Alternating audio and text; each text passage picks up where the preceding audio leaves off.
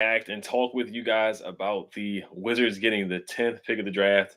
No luck here. The Wizards are just stuck in the middle of the pack, running on that middle of the pack treadmill and do not move at all. And they stay at pick 10. At least it's not number nine. I guess we can talk about that.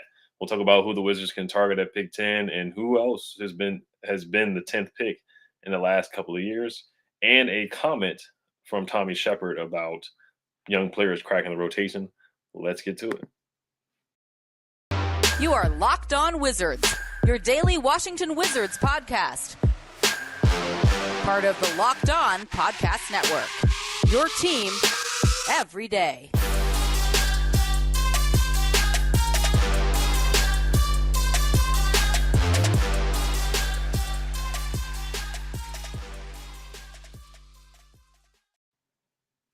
Just want to thank you guys for making Locked On Wizards your first listen every day. We are free and available wherever you get podcasts. All right, so the Washington Wizards end up with the 10th pick of the draft. The percentages, they had a 65.9% of getting the 10th pick of the draft. They had a 13.9% chance to get into the top four. They had a 4% chance at pick four, 3.6% chance at pick three, 3.3% chance at number two, 3% chance at number one, and they ended up staying at the same place they were. Now, at that point when they knew they weren't going to make the play, they were about 5 games behind the Hornets or the Hawks to make that play-in tournament. And I was like, yeah, they need to shut it down. They need to start tanking. I was saying, hey, let's get some G League guys. Let's get, Kyrie Walker in, Isaiah Todd. Let's see what some of these guys can do because they were going nowhere fast. And yeah, they signed guys like Tomas. They were playing Ish Smith. They're playing a lot of veterans. And I at times I thought it was good that they played Tomas to get the chemistry with Porzingis, and they won a couple games. They beat the Mavericks by 25. They beat the Lakers. I was happy with those wins, but at the same time, I was like, maybe they should pick a direction and get some more lottery odds. But it is what it is. The Wizards, we're just stuck in that ninth, 10th pick range. Are the Wizards going to trade up? Are they going to trade back? Are they going to package the pick and bring in a point guard? Are they going to draft a point guard? Tommy Sheppard already said that, most likely a point guard will not be starting for the Washington Wizards. So it doesn't look like they're going to draft a point guard. Chase Hughes said a couple names here that he thinks the Wizards, some early names to watch for the Wizards, and Chase Hughes will be on the show tomorrow. He says with the 10th overall pick, some early names to watch for the Washington Wizards with the 10th overall pick include Benedict Mathurin from Arizona, Jalen Duren from Memphis, Johnny Davis from Wisconsin, Tari Eason from LSU, Dyson Daniels from the G League Ignite, and Ty Ty Washington at Kentucky. So those are some games. Those are some guys to keep an eye on. Benedict Mathurin, that's a dream to drop at 10. I don't see him going that far. But let's go over the draft order here that ended up. So the Houston Rockets, they had the highest lottery odds. They were tied with the Magic and the Pistons with 14%. The Thunder had 12.5%. The Pacers had 10.5% at the first pick in the draft. And looking at the real lottery odds here, the Magic won the night they get the first pick in the draft. The Oklahoma City Thunder get the second pick in the draft. The Houston Rockets get the third pick in the draft. The Kings moved up a little bit. The Kings they were at pick 1, 2, 3, 4, 5, 6, 7. They had the seventh best odds at the first pick of the draft, and they move up to the fourth pick in the draft. The Pistons got the fifth pick of the draft. The Pacers got the sixth pick of the draft. They moved back one spot, so I'm not going to say they lost the night, but them moving back certainly didn't help. But they moved back to six. The Blazers they got the seventh pick of the draft. The Pelicans got the eighth pick of the draft. The San Antonio Spurs got the ninth pick of the draft, and we got the 10th. The Knicks got the 11th pick of the draft, and the Thunder got the 12th pick of the draft. The Charlotte Hornets got the 13th pick of the draft, and also the Cavaliers got the 14th. The Hornets got the 13th pick of the draft. The Cavaliers got the 14th pick of the draft. So that's the lottery odds right there. Looking at some former guys who were picked 10, just to get a little overview of some history of guys who were picked 10. I have a list up here just to get you guys a little gauge here of the quality. This doesn't mean anything, but it kind of gives you an idea of who's been there at pick 10. Every draft is different. It depends on how deep the draft is. I think this is a pretty deep draft. A lot of people say this is a 4-guy draft. I disagree with that. I think there's a couple guys that can come in and definitely help your franchise and impact the franchise and come in and help immediately. I think there's some guys that can come in and hit the ground running immediately at pick 10 if you draft correctly. Of course, you got your Tyrese Maxeys of the world that come in and just hit the ground running at pick 20. So there's some guys who I feel like that can definitely be some steals at pick 10. It's not the end of the world that the Wizards got pick 10, but obviously, if they could have got a higher pick, it would have been a lot better for the franchise. So back in 2010, pick 10 was Paul George, who was drafted by the Pacers. I think everybody would love to have Paul George right now, would they? 2011 was Jimmer Fredette. So it's somewhat of a crapshoot. Jimmer Fredette, great college player out of BYU, was shooting threes from half court, but just could not put it together in the NBA. Austin Rivers was picked 10 out of Duke to the New Orleans Hornets. He's still in the league, so he's had a solid career for the most part. He's been, a backup rotational 6-man kind of guy. So he's cut out a solid career for himself. Not a great career, but a solid career for himself. CJ McCollum at pick 10 out of Lehigh from picked by the Blazers. So he's turned out to be a great pick, an awesome pick. That would be, if we got a CJ McCollum type talent, that would be an awesome pick for the Washington Wizards. 2014, Elfrid Payton, picked by the Sixers out of Louisiana Lafayette. He hasn't really worked out. I mean, he's been a solid backup point guard. He started a couple of years in the league, but he's a backup point guard on the Suns. Didn't get much playing time. He got playing time here and there in the series. Him and Cameron Payne as backup point guards. Justice Winslow out of Duke in 2015, solid 3-and-D guy, but he's a bench player, rotational player. If the Wizards drafted Justin Winslow at pick 10, then that would not help the franchise at all. Thon Maker in 2016 out of Canada. Oh my goodness, he had some of the best high school hoop mixtape highlights I've ever seen in my life. A 7-foot guy who could dribble the ball like that. Zach Collins is next in 2017 out of Gonzaga by the Sacramento Kings. Thon Maker was drafted by the Bucks. Justice Winslow was drafted by the Miami Heat. Zach Collins is another backup in the league. Mikal Bridges out of Villanova for the Phoenix Suns. He's been a great 3-and-D player. He's got a $20 million contract, so he's really carved out a great career for himself early. Got sizzled in Game 7 by Luka, but he's been a great player so far. 2019, Cam Reddish, who got traded from the Atlanta Hawks out of Duke. He had a lot of hype coming out, could shoot the three, could put the ball on the floor and create a shot for himself, but it just has not worked out at all for him in the NBA. So I'm not going to call him a bust, but it certainly has not worked out for him at all. 2020 pick 10 was Jalen Smith out of Maryland, picked by the Suns. He got traded to the Pacers. They did not pick up his option. The Suns did not pick up his third-year option, so it really hasn't worked out for him so far. But with the Pacers, he's played really well, and the Wizards have had rumored interest in trading for Jalen Smith before the trade deadline out of Maryland. He's a stretch 5, stretch 4, wiry, lean guy with some athleticism there. I like Jalen Smith out of Maryland a lot. I think he started to play well for the Pacers a lot when he got a different opportunity with a team that had more room for a guy to develop like Jalen Smith. Last year, the Pelicans drafted Zaire Williams from the Grizzlies. So basically what I'm getting at, it's a crapshoot at pick 10. You have to get this right. Tommy Sheppard and Wes Unseld Jr., Ted Leonsis. You have to get this. You got to get a guy that, in my opinion, that can knock down a three. The Wizards were 26 and 3-point percentage. I don't have the numbers in front of me. They're a bottom 5 in 3-point attempts per game, so they need a guy that can come in and shoot. They got that with Corey Kispert last year at pick 15, but they need another guy that can space the floor. Brandon Scott in the live chat, he said, I wouldn't mind picking up Ochai Agbaji, can defend and shoot from the three.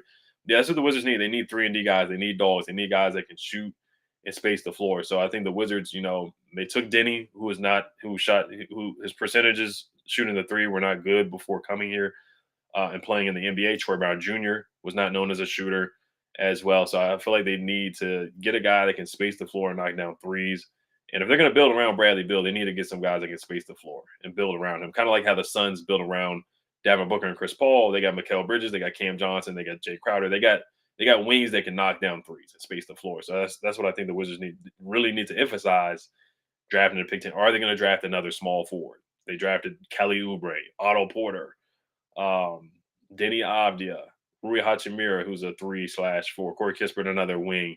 Are they going to draft another 3 time and time? Is it wash, rinse, repeat for the Washington Wizards? Ted will never, he said he will never ever tank. Is it wash, rinse, repeat with pick 9, pick 10, and picking another small forward for the Washington Wizards? That's the question for me. Is that what they're going to do time and time again in this draft? So, but I do want to get to the comments from Tommy Sheppard about young guys cracking the rotation, and then we'll wrap up with the odds and what I think the Wizards could do with the pick, whether they can trade or trade up. What are the options for the Washington Wizards going into the NBA draft? And some names that I like for the Washington Wizards to target already. A way to early look at some guys, some more guys. We've already talked about some prospects with Mavs draft, but I'll bring up some other guys that I think the Wizards could certainly target at pick 10. So, but before we get to that, this episode is brought to you by Athletic Greens. So, what is this stuff? With one delicious scoop of AG1, you're absorbing 75 high quality vitamins, minerals, whole food source superfoods, probiotics, and adaptogens to help you start your day right. This special blend of ingredients supports your gut health, your nervous system, your immune system, your energy, recovery, focus, and aging. All of the things above. It costs you less than $3 a day. You're investing in your health, and it's cheaper than your cold brew habit. It's cheaper than getting all the different supplements yourself. You're investing in an all in one nutritional insurance. Athletic Greens has over 7,000 five-star reviews, recommended by professional athletes, trusted by leading health experts such as Tim Ferriss and Michael Gervais. To make it easy, Athletic Greens is going to give you a free 1 year supply of immune supporting vitamin D and 5 free travel packs with your first purchase.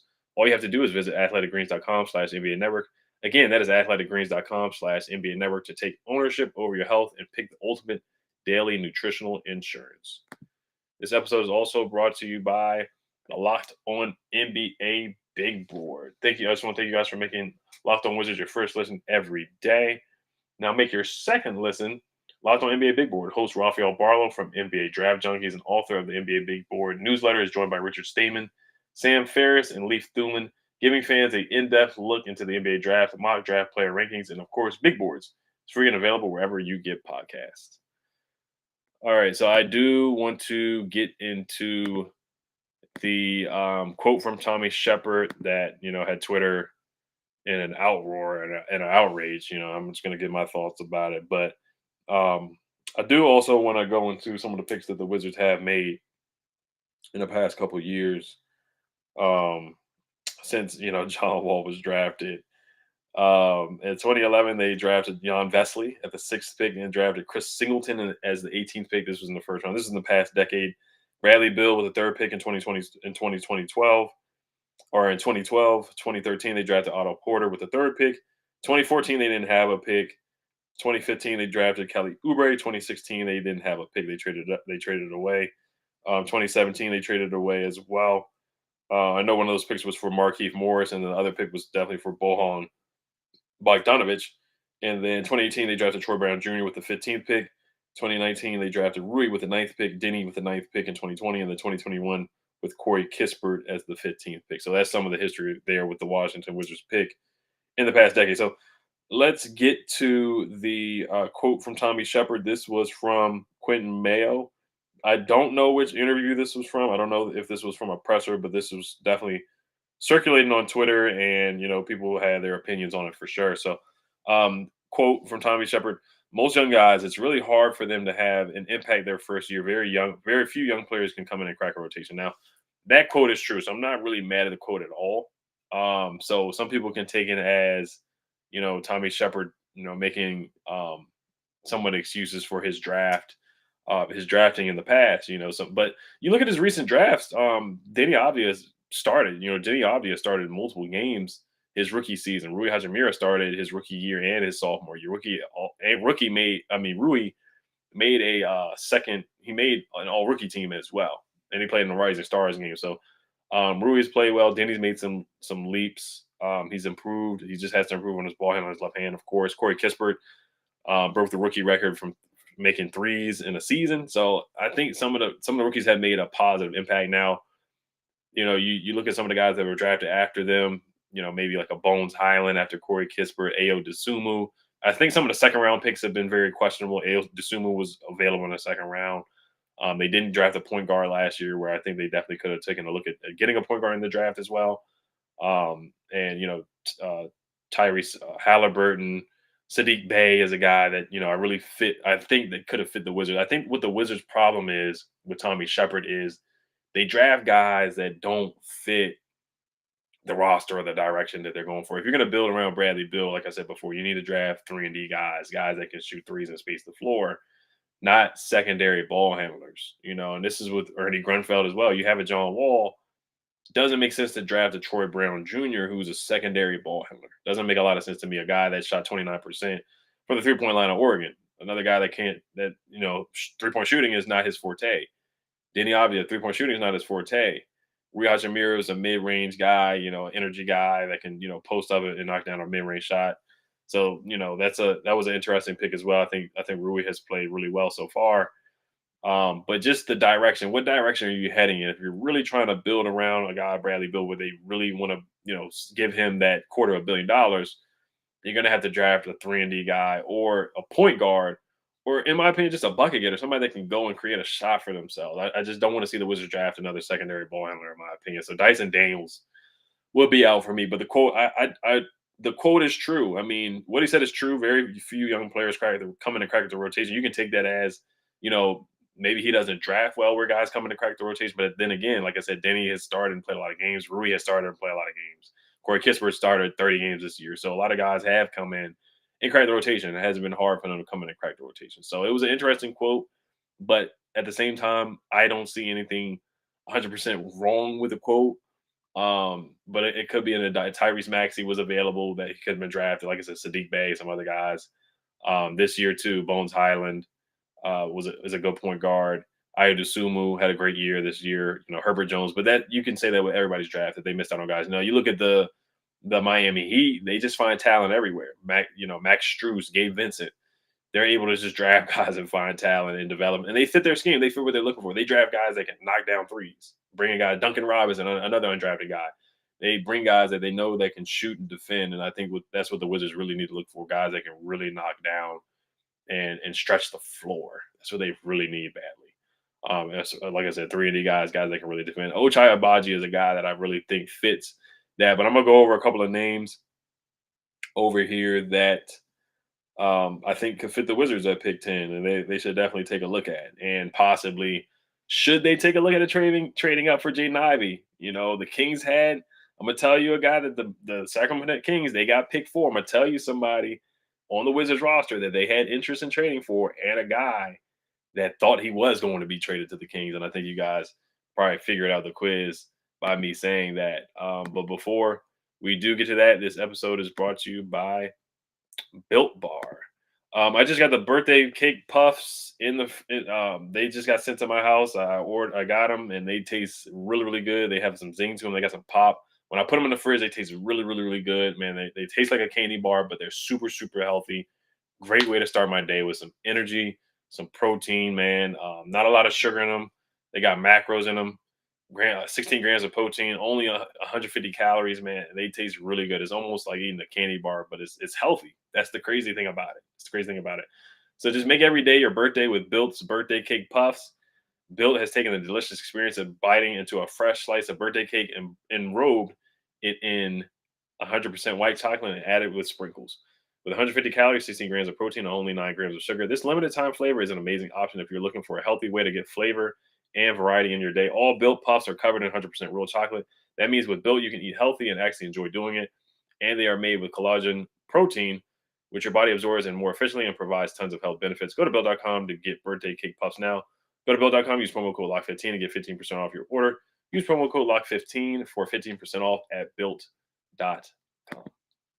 This episode is also brought to you by Rock Auto. With the ever-increasing numbers of makes and models, it's now possible for your local chain auto parts store to stock all the parts you need. Why endure often pointless or seemingly intimidating questioning like is your Odyssey an LX or an EX? And wait while the person behind the counter orders the parts on their computer. Choosing the only brand their warehouse happens to carry, you have computers with access to rockauto.com at home and in your pocket. Save time and money when using Rock Auto. Rock Auto prices are reliably low for every customer. Go explore their easy-to-use website today to find the solution to your auto parts needs.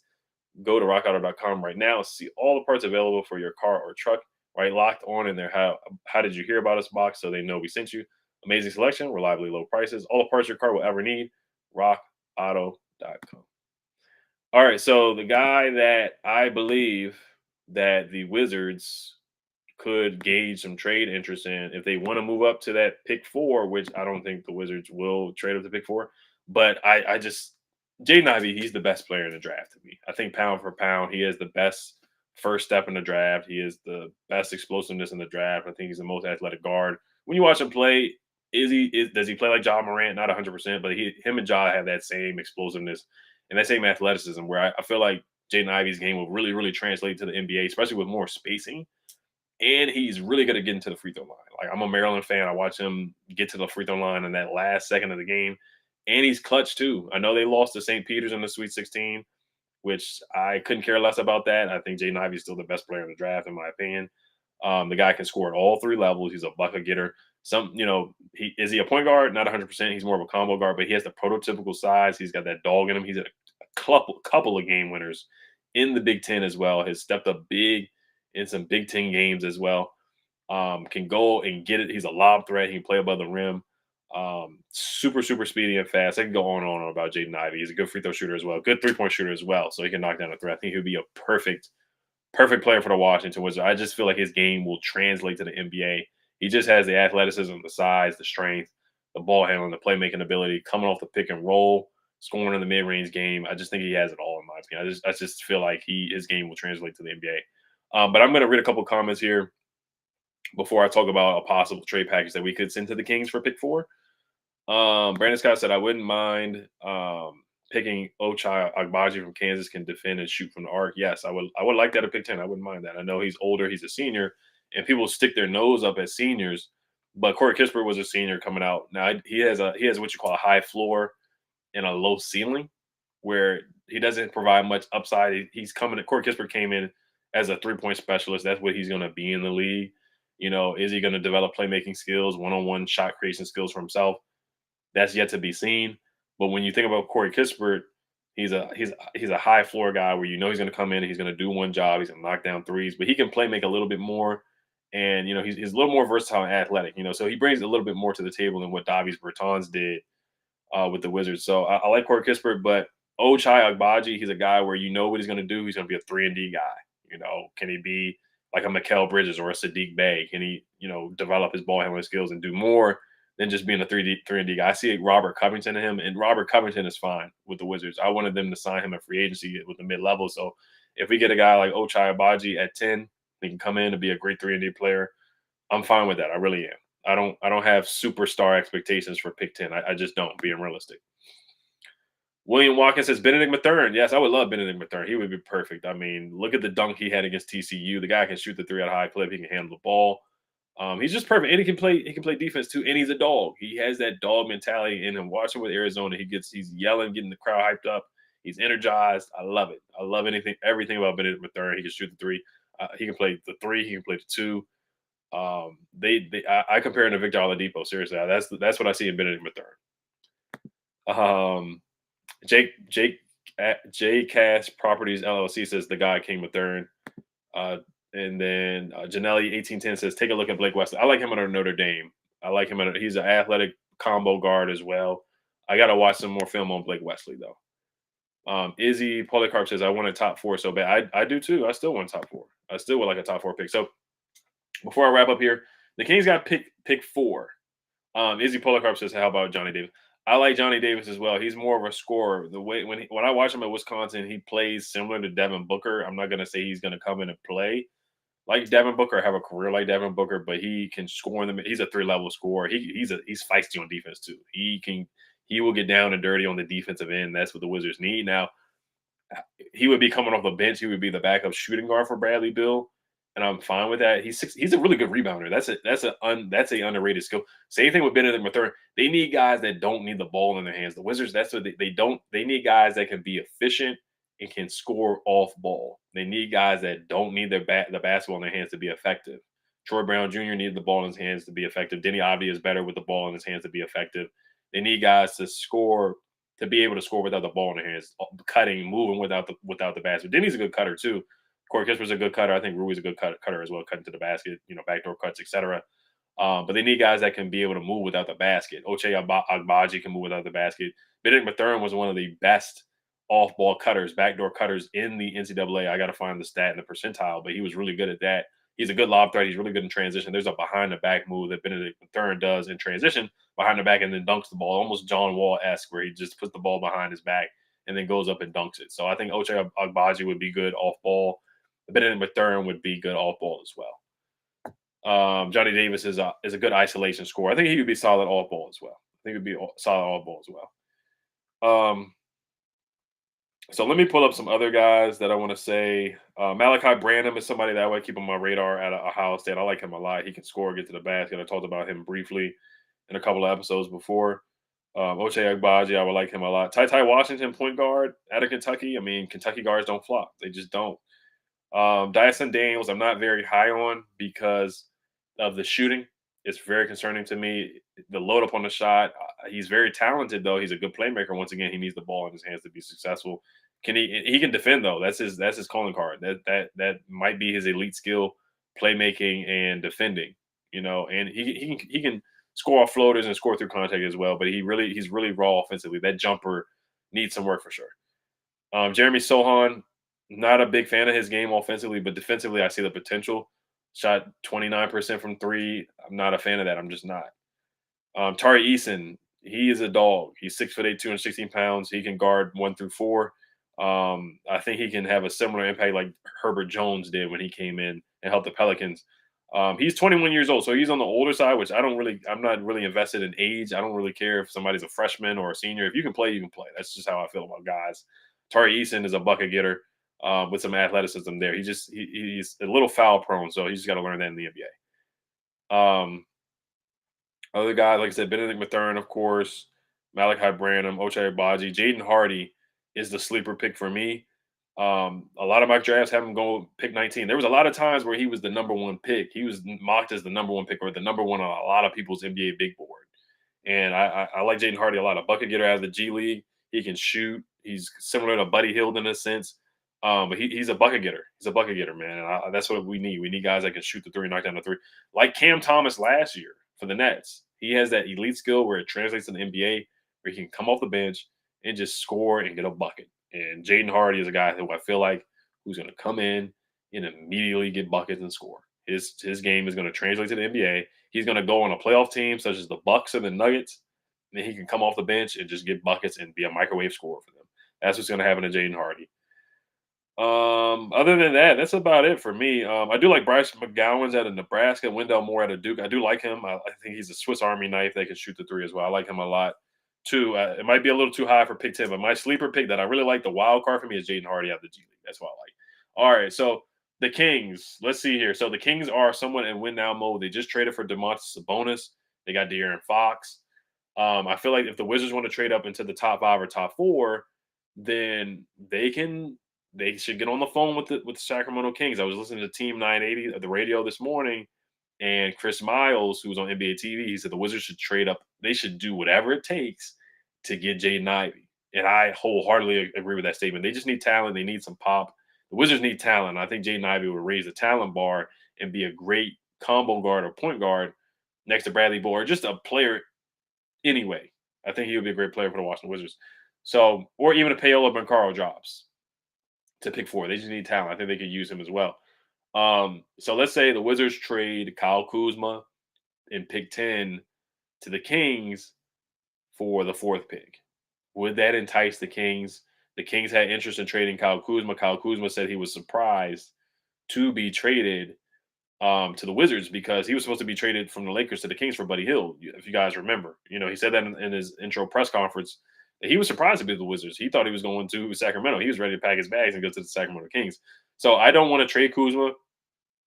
I would love to see a team with Brad, Kuzma, and Porzingis. But if the Kings want Kyle Kuzma in pick 10 for pick 4, and the Kings could definitely be – I know there's some Kings fan probably listening. They probably hang up the phone right now. They'll be, what is this guy talking about? This is just a trade off the top of my head. I haven't, looked at the numbers or anything like that, contract, whatever. I haven't looked at anything yet. But I'm just saying here, they did have interest in Kyle Kuzma. Do they really want that pick 4, or do they want to trade it for talent? Do they want to get more guys in there? They already have Harrison Barnes. I get that. They have De'Aaron Fox. They don't really have a shooting. I got to look at their roster. They have Terrence Davis who can play at the two, who's a good shooting guard. They have Demontis Sabonis, Harrison Barnes. Really haven't watched the Kings this year, so I got to look at their starting five. But yeah, if Jaden Ivey drops out of the top three, and the Kings ask for Kyle Kuzma and pick 10 and a second round pick and maybe another player, I don't know, maybe KCP or something like that. They want another shooting guard or 3-and-D guy to surround De'Aaron Fox and Demontis Sabonis with. I'm picking up the phone if I'm Tommy Sheppard and I'm making that call. I'm making that call and offering those guys for pick 4. And I think, Jaden Ivey, Bradley Beal, Porzingis, sign a small forward and Malik Monk, have him at the 3, and then at the 4, you would have to find another 4. That's the thing. You would have to find another 4 or another power forward. I got to look at the free agency list, but you just got to find that 4 guy. Maybe Rui could start at the 4. You could take a look at that and see how that goes. Or if the Kings want Rui, if they want Rui in pick 10 for pick 4, then it's something to definitely consider. I would definitely make that call in a heartbeat. So I'll read a few more comments and then I'll head off for the night. Janelli says, I really like Malachi Brandon. Vengeance says, we will never get a top 5 pick as long as Brad is on. That's true. I mean, you're not going to be good enough to win a championship, and you're not going to be bad enough to get a top 5 pick. That's what you call spinning your wheels. That's what you call wash, rinse, repeat. And that's what you call purgatory. NBA purgatory. The Wizards are NBA purgatory right now. Izzy Policarp says, Paolo Bancaro. Janelli 1810 says, I'm lukewarm on Ty though, strong but not a real good shooter, but a great passer and runs an offense. Yeah, all of those are valid points there. But like I said, you don't want to scout the jersey, but you look at Tyrese Maxey, how he's translated to the NBA. You look at Devin Booker, you look at Tyler Hero, Karl Anthony Towns, Anthony Davis, DeMarcus Cousins, John Wall. Kentucky guys, they come in and hit the ground running. That's just what they do. William Walker says, who would you take between Mathurin and Agbaji? Ooh, that's a good question. It's a good question. I might have to leave that for the mailbag. I would take Benedict Mathurin. I'd take him for sure. Agbaji right now is projected to be like the 17th pick in the draft. His stock has actually dropped. Izzy Polycarp says CBS says that Agbaji is a 10th pick for the Wizards. Yeah, that makes sense. Janelle says I agree they should try their best to get Jaden Ivey. And last comment here, Janelle 1810 says I'd trade Kuzma for Ivy. So it looks like we're all in agreement in that. You guys let me know what you guys think. Just want to thank you guys for listening. Make sure you guys subscribe to Locked On Wizards on YouTube and hit the notification bell. Thank you for making Locked On Wizards your first listen every day. Now make your second listen Locked On NBA, from the first jump ball of the play-in tournament to the last possession of the NBA Finals. Locked On experts take you deep inside the playoffs with insight and analysis affecting all 30 teams. Hail to the Wizards.